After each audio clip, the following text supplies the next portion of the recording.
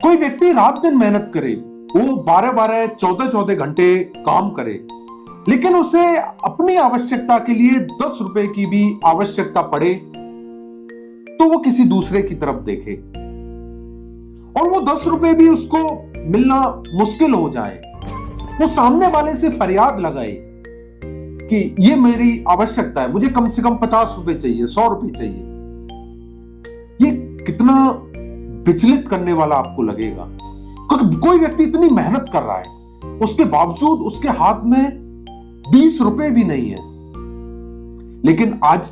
के समय में ये भारत की गृहिणी की बहुत बड़ी मात्रा में सच्चाई है। भारत में रहने वाली बहुत बड़ी संख्या में महिलाएं ऐसी हैं जो रात दिन काम करती हैं, घरों में काम कर रही हैं, खेती का काम कर रही हैं, गाय भैंस को चारा डाल रही है, पोंछा लगा रही है, खाना बना रही है और भी बहुत तरह तरह का काम कर रही है, लेकिन उनके हाथ में फाइनेंशियली कुछ भी नहीं, क्योंकि समाज ने इस तरीके से उसको चैनलाइज किया है कि घर का मूल्य, गृहिणी, घर के मूल्य की क्या वैल्यू, उसका आर्थिक एनालिसिस कभी हुआ ही नहीं। और जिस देश में कभी भी गृहिणी के आर्थिक कार्यों का एनालिसिस नहीं होगा, वहां वो महिला एक तरह से सप्रेस्ड रहेगी, उसके काम की कोई वैल्यू ही नहीं रहेगी। और जिस दिन इस देश में गृहिणी के आर्थिक मूल्य का योगदान गिना जाएगा, उस दिन अनगिनत पुरुषों का यह भ्रम टूट जाएगा कि वही एकमात्र आर्थिक संचालक हैं अपने परिवार के। आप कल्पना करो कि कोई स्त्री के लिए वो क्षण कितना खतरनाक होगा कि वो एक एक पैसे के लिए सामने वाले पर निर्भर है। मैं ये नहीं कह रहा हूं कि सब जगह ऐसी स्थिति है,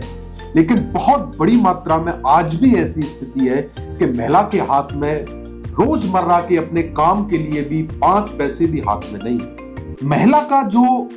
परिवार में योगदान है उसको रिकॉग्नाइज करना होगा, और रिकॉग्नाइज केवल